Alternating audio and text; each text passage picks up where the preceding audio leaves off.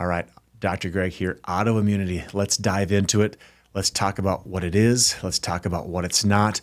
First off, we have to understand what is the Western medical understanding of autoimmunity. And I'm not saying that I don't agree with it, though I am looking at the success rates of functional or Western medical doctors rather, and it's not great. So in Western medicine, in my traditional training, I was taught that autoimmunity is when the immune system has gone rogue, and then your immune system is making antibodies against a specific tissue.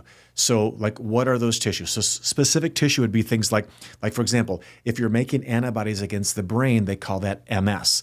Antibodies against the joint, rheumatoid. Antibodies against the thyroid, Hashimoto's or Graves. The gut, Crohn's disease, et cetera, et cetera.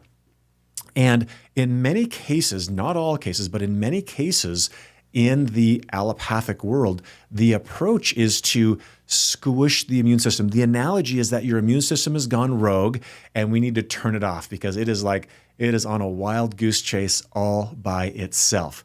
And so then what happens in many cases, especially in things like MS or rheumatoid, the classification of drugs that is utilized is something called immunosuppressives. The group is called biologics. And the goal of them is to suppress the immune system with the analogy that, I'm sorry, immune system, like you're not doing your job and you got to go, buddy. Like you're not helping things out here. Like, so you got to go. And then they know that these people are then immunocompromised, right? So if you listen to the commercials and there's the really fast talker at the end of the commercial, they'll say like, be careful if you are now more susceptible. Make sure you tell your doctor if you get like a parasitic infection. And those are really important things for us to think about. Now, those drugs are really expensive and the success rate is not great. I've heard numbers somewhere in that 30-ish% success rate with biologics. Well, that's not great. And some of those are tens of thousands of dollars a month in their approach. So my friends are like, okay, Dr. Greg, well, if it's not that, then what is your philosophy of autoimmunity? So if we take two steps back and we make the assumption that the body responds appropriately to its environment, so either you assume that or you don't. And then the second thing that we have to assume inside of that, so number one, the body responds appropriately to its environment. The second thing that we have to talk about is that the body doesn't need help to heal. It really just needs nothing in the way. So my approach is, what if the immune system, what if the antibody attacks? And I'm not trying to say for a moment that rheumatoid isn't real and Hashimoto's isn't real and MS isn't real. I've treated these things for over 2 decades. They are real. And if you're a person that's being impacted by those, the side effects in some cases are ravaging. They're a big deal. So what if the body is responding appropriately to its environment? Then the question is, well, then what's it responding to? What could the immune system potentially be responding to? And then when you run the lab work and you test, not guess, what we have found after thousands and thousands of data points on lab is the number one thing that I see clinically is that people have some form of chronic infection and chronic toxicity. So what are some examples of this? By the way, I just did a lab review of a woman that was being ravaged with brain fog and gut issues and body aches. And she actually was able to even draw her labs during one of her flares. So I was like, oh man, I'm super excited to see what we have here. Well, wow, did her labs show some things going on? So from an infection standpoint, this young lady had chronic Lyme disease, Lyme co-infections. Now, Lyme co-infections, they're not formally Lyme disease. They are like the first cousins of Lyme disease that can have many of the same symptoms of Lyme disease. Now, let's talk about Lyme just for a short second here. You do not need to have a deer tick bite or a bullseye rash to have Lyme disease. Actually, a very small percentage of Lyme cases have a known deer tick bite with the bullseye rash. We now know that any biting insect has the potential, ouch, mosquitoes, gnats, ticks, those kinds of things, have the potential to carry Lyme disease. Now, I also believe that many of us, many more than you would think of, have been exposed to Lyme disease, but then this boils down to the immune system, and I'll talk about that in a little bit. And then we went down in, we saw other infections. One of the ones that we saw that is alarming, and it's very common with tough cases, is a co-infection called streptococcal A. And this goes into, there's actually a childhood neuropsychiatric illness called PANS and PANDAS. And this has huge impacts upon the brains of pediatric patients. So she also had an elevation of strep A in her system. Well, the story continues. We then went in and we checked for toxicity. Toxins in my world come in three categories. The first category are heavy metals, and there's so many ways to be subjected to heavy metals in your world. The second category, a very interesting kind of new body of exploration in the world of functional medicine, are mycotoxins.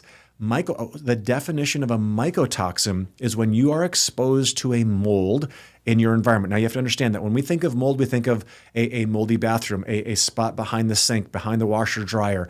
Yes, that is absolutely an environmental mold. There's also molds that we are exposed to through foodstuffs.